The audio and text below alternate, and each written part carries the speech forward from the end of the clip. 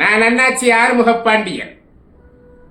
ஒரு சிறிய இடைவெளிக்கு பிறகு மீண்டும் உங்களை சந்திப்பதிலே மகிழ்ச்சி அடைகின்றேன். இது பாமரனின் பார்வையில் அரசியல். அருமை நண்பர்களே, சமீபத்தில் நடந்த இடைத்தேர்தல் வெற்றி தோல்வி பற்றி பல்வேறு தரப்பினர் பேசிக் கொண்டிருக்கின்றார்கள், பரபரப்பாக பேசிக் கொண்டிருக்கின்றார்கள். ஆளுங்கட்சியான திராவிட முன்னேற்றக் கழகம் மிகப்பெரிய வெற்றியை பெற்றிருக்கிறது. அது பெரும் என்று எல்லோராலும் கணிக்கப்பட்ட ஒன்று. ஆனால் நாம் தமிழர் கட்சியைச் சேர்ந்தவர்கள் வாக்குகளை பெற முடியாது, அதாவது கடந்த தேர்தலில் வாங்கிய வாக்குகளை விட குறைவாக வாங்க வேண்டும் என்றுதான் அந்த திராவிட முன்னேற்றக் கழகம் வியூகங்களை வகுத்து அதை நடைமுறைக்கு கொண்டு வந்தார்கள். ஆனால் அதையும் மீறி சென்ற தேர்தலை விட மிக அதிகமான வாக்குகளை பெற்றிருக்கின்றது. 24,151 வாக்குகளை பெற்றிருக்கின்றது. இது ஒரு மிகப்பெரிய வெற்றி. ஆனால் திராவிட முன்னேற்றக் கழகம் என்ன சொல்கிறது என்று சொன்னால், டெபாசிட் வாங்கவில்லை, டெபாசிட்டை இழந்தது நாம் தமிழர் கட்சி, அது பெரியாருக்கு கிடைத்த மிகப்பெரிய வெற்றி என்றெல்லாம் இன்றைக்கு ஊடகத்திலே இருக்கின்றார்கள். பெரியாருக்கு கிடைத்த வெற்றி என்று சொன்னால் திராவிட முன்னேற்றக் கழகம் எந்த இடத்திலேயே பெரியாரை பற்றி பேசி வாக்குகளை பெற்றது? ஈரோடு இடைத்தேர்தலில் பெரியார் என்கின்ற வார்த்தையை சொல்லாத ஒரு கட்சி எந்த கட்சி என்று சொன்னால் அது திராவிட முன்னேற்றக் கழகம்தான். பெரியாரை பற்றி பேசிய ஒருவர் வேட்பாளராக இருந்தார். அது திருமுருகன் காந்தி அவர்களால் நிற்க வைக்கப்பட்ட வெண்ணிலா என்கின்ற அந்த பெண்மணி நின்றார். அவர்தான் பெரியாரின் கொள்கைகளை பற்றி பேசினார். பெரியாருக்கு வாக்களியுங்கள், பெரியாரின் மண்ணிலே பெரியாருக்கு புகழ் சேருங்கள் என்றெல்லாம் சொல்லி வாக்குகள் கேட்கப்பட்டன. திருமுருகன் காந்தி வீதி வீதியாக வந்து வாக்குகளை கேட்டார். அவர் வாங்கிய வாக்குகள் எத்தனை தெரியுமா? 222. இதுதான் பெரியாருக்கு கிடைத்த வாக்குகள். பெரியார் பிறந்த மண்ணில் பெரியாருக்கு கிடைத்த வாக்குகள் 222. ஆனால் பெரியாருடைய கொள்கைகளை, பெரியாருடைய அந்த பெயரை, பெரியாரை பற்றி விமர்சனம் செய்த நாம் தமிழர் கட்சி வாங்கிய வாக்கு 14,151. பாருங்கள் எவ்வளவு வித்தியாசம். ஒரு நாம் தமிழர் கட்சியை ஏன் நாம் பாராட்டுகின்றோம்? பாமரனாக இருந்து கொண்டு ஏன் அவரை பாராட்டுகிறோம் என்று சொன்னால், ஒரு பெரிய கட்சி இடைத்தேர்தல் என்றாலே ஆளுங்கட்சி தான் ஜெயிக்கும் என்பது வரலாறு. அப்படிப்பட்ட ஒரு சூழ்நிலையிலே அந்த இடைத்தேர்தல் வருகிறது. 2 கோடி உறுப்பினர்களை கொண்ட அனைத்திந்திய அண்ணா திராவிட முன்னேற்றக் கழகம் புறமுதுகு காட்டி ஓடுகிறது. 2 கோடி வாக்காளர்கள், அதாவது உறுப்பினர்கள் இருக்கிறார் என்று அதிமுக கணக்கு சொல்லுகிறது. அது புறமுதுகு காட்டி ஓடுகிறது.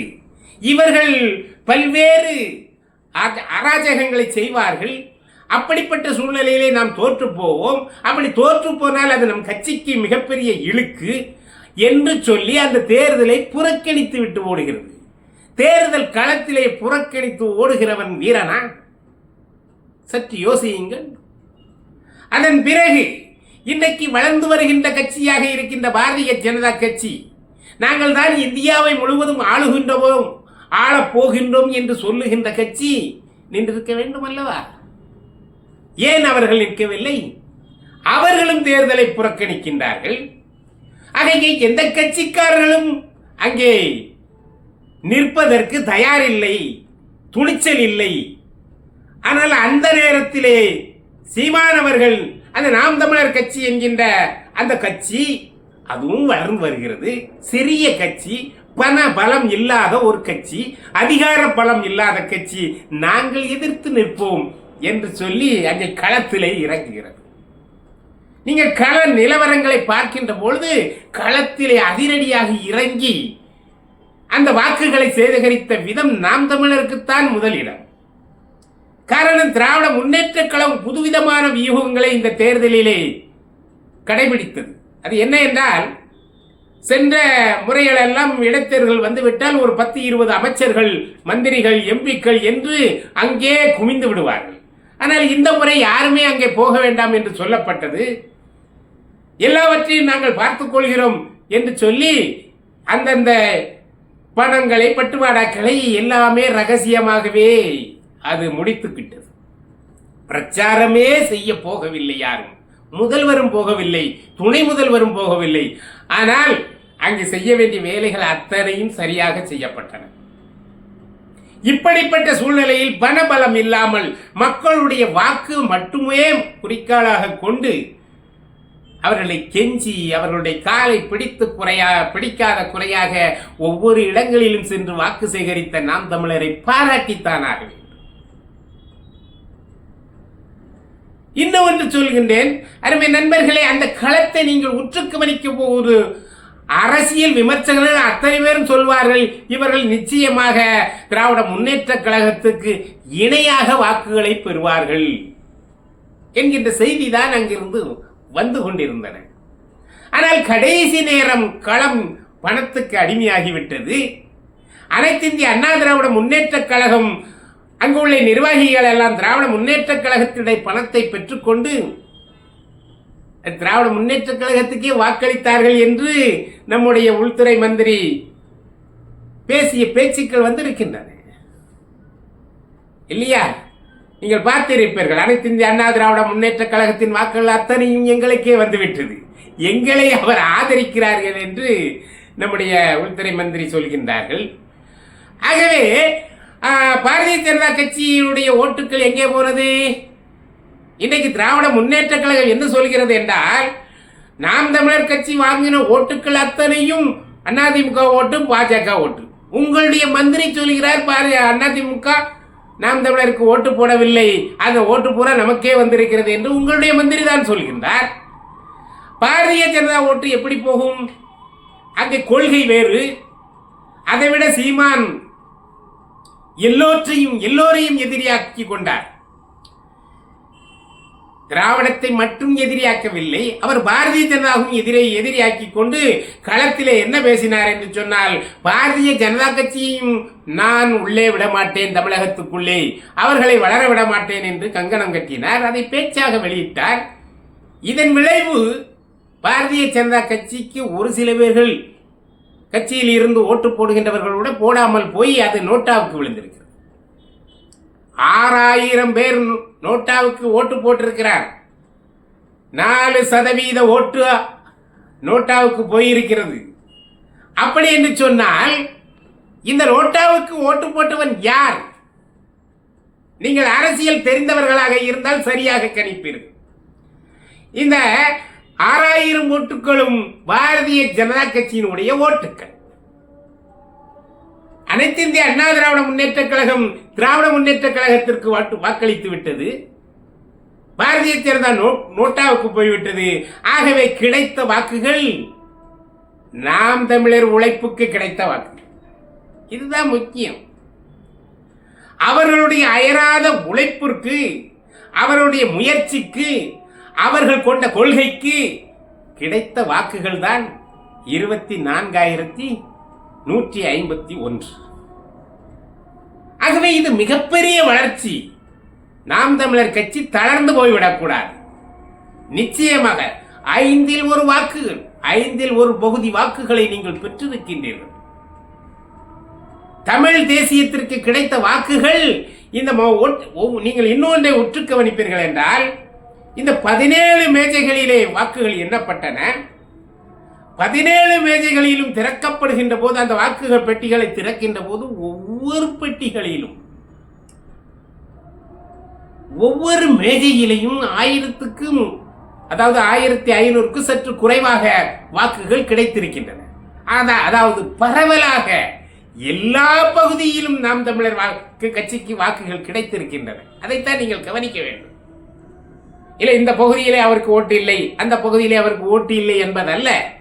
எல்லா பகுதிகளிலும் 5இல் 1 ஓட்டு, 5 ஓட்டு என்று சொன்னால் அதிலே 1 ஓட்டு நாம் தமிழருக்கு கிடைத்திருக்கிறது. எவ்வளவு பெரிய வெற்றி! புள்ளி விவரமாக கவனித்து பாருங்கள். டெபாசிட்டை விடுங்கள், டெபாசிட் ஆர்கே நகரிலே திராவிட முன்னேற்ற கழகம் தோற்று.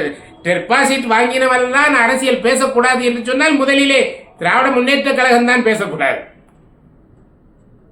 அது ஆரம்பத்திலே அடிப்படையிலே அவர்கள் கட்சி ஆரம்பித்து வரும்போது எத்தனை இடங்களிலே டெபாசிட் இழந்தார்கள். பிறகு வளர்ந்த பிறகு இன்றைக்கு ஆர்கே நகரிலே வாங்கிய வாட்டு இதே 24,000 ஓட்டு தான். 24,000 கொஞ்சம் சில்லறை அதே தான். அது மட்டுமல்ல, இன்றைக்கு உலக அளவிலே டில்லி சட்டசபை பற்றி பேசப்பட்டது. டில்லியிலே யார் வருகிறார்கள்? 70 தொகுதிகளிலே 67 தொகுதிகளிலே 100 ஆண்டுகள் கடந்த காங்கிரஸ் கட்சி 67 தொகுதிகளிலே டெபாசிட் இழந்திருக்கு. அதற்காக அவர்கள் இனி அரசியல் பேசக்கூடாது என்று அர்த்தமா? டெபாசிட் என்பது அது ஒரு வரையறை, தேர்தல் கமிஷனால் வரையறுக்கப்பட்டிருக்கிறது. ஒன்றை கேளுங்க, 35 மார்க் வாங்கினால் ஒரு மாணவன் பாஸ், அவன் 34 மார்க் வாங்கினா பாஸ் இல்லை என்ற அர்த்தமா? அதை நீங்கள் கணக்கிலே எடுத்துக்கொள்ள வேண்டாம்.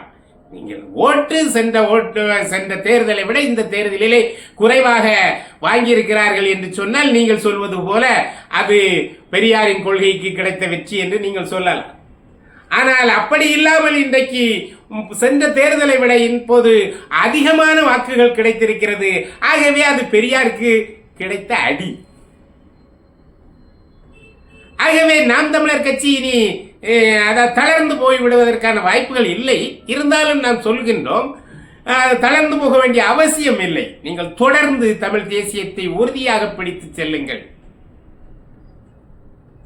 அப்போது நிச்சயமாக ஒரு நாள் வெற்றி கிடைக்கும். சமரசம் செய்து கொள்ளாத கொள்கை ஒரு நாள் வெற்றி பெற்றே தீரும்.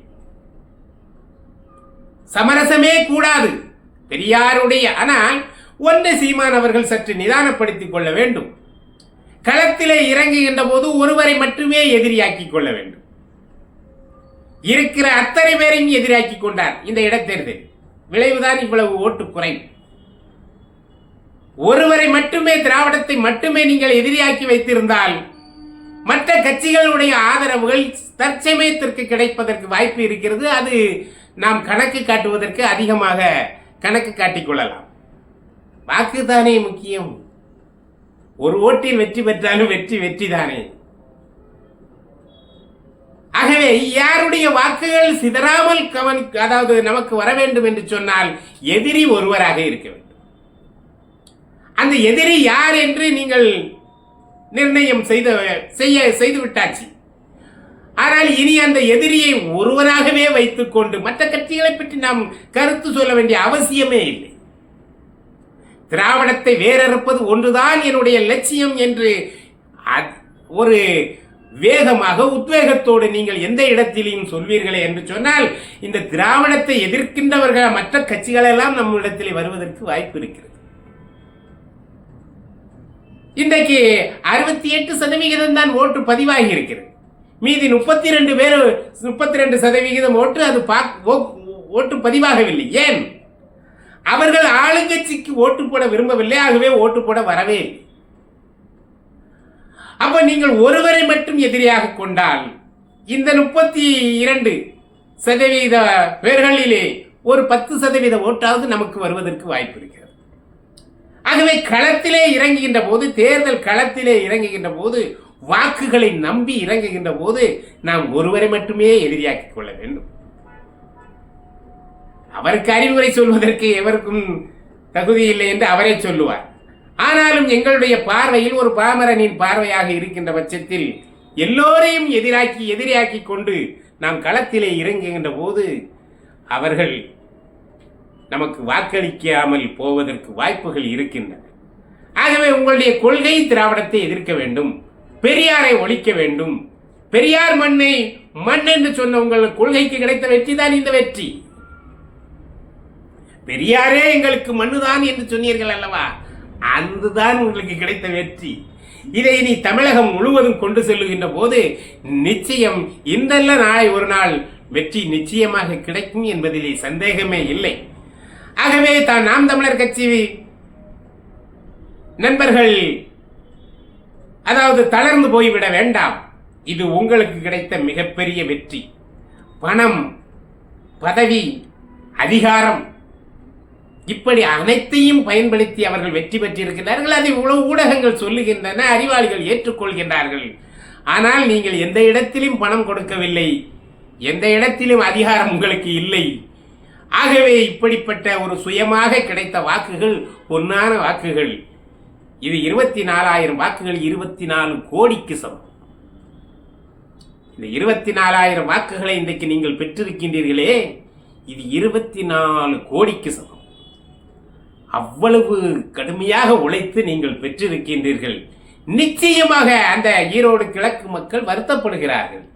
நாம் நிறைய ஓட்டுகள் வாங்குவார் என்று எதிர்பார்த்தோம், ஆனால் இவ்வளவு ஓட்டு தான் வாங்கியிருக்கிறாரே என்று இன்றைக்கு ஈரோட்டில் இருந்து குரல் வருகிறது.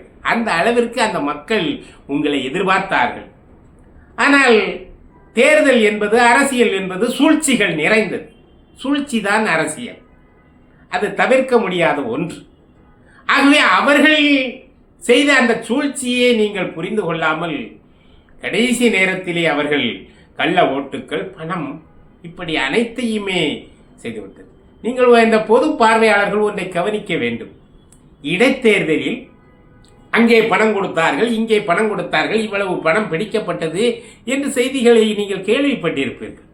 ஆனால் ஈரோடு கிழக்கில் எங்கேயாவது பணம் கொடுத்தார் என்று செய்தி வந்ததா? வரவே இல்லை. எங்காவது பணம் பிடிபட்டதா? பிடிக்கப்படவே இல்லை. யாராவது கள்ள ஓட்டு போட்டார்கள் என்று கைது செய்தார்களா? செய்யவே. ஆனால் இத்தனையும் நடந்ததா? நடந்தது. அப்ப தேர்தல் கமிஷன் எப்படி இருக்கிறது பார்த்தீர்களா? ஆளுங்கட்சிக்கு ஆதரவாகத்தான் இருக்கும். ஆகவே அந்த சூழ்ச்சிகளை எல்லாம் நீங்கள் தவிடு பொடியாக்கி இருந்தால் நிச்சயம் இதை விட வாக்கு அதிகமாக வந்திருக்கும். இருந்தாலும் பாதகம் இல்லை. இந்த வெற்றி உங்கள் நாம் தமிழர்கள் கொண்டாடப்பட வேண்டிய வெற்றி. ஒவ்வொரு இடத்திலும் சென்று நாம் இவ்வளவு ஓட்டு வாங்கியிருக்கிறோம் என்று நீங்கள் பெருமிதமாக சொல்லிக்கொள்ளலாம். நீங்கள் எடுத்திருக்கின்ற கொள்கை மிக சிறப்பான கொள்கை. தமிழ் தேசிய கொள்கை நிச்சயமாக வெற்றி பெறக்கூடிய தருணம். ஆகவே வருங்காலத்தில் நீங்கள் உலக வரலாறுகளை எல்லாம் நீங்கள் பார்க்கின்ற போது மண்ணின் மைந்தர்கள், அந்த தமிழ் தேசியம், அந்த உள்நாட்டு தேசியம் வெற்றி பெற்றிருக்கிறது.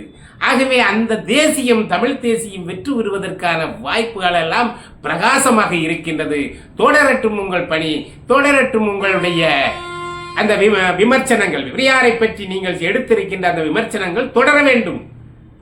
அதை விடவும் அந்த திராவிட இன தலைவர்கள் அத்தனை பேர்களுடைய முகமூடியும் கிழிக்கப்பட வேண்டும். அப்படி கிழிக்கப்பட்டால் தான் தமிழ் தேசியம் வளரும்.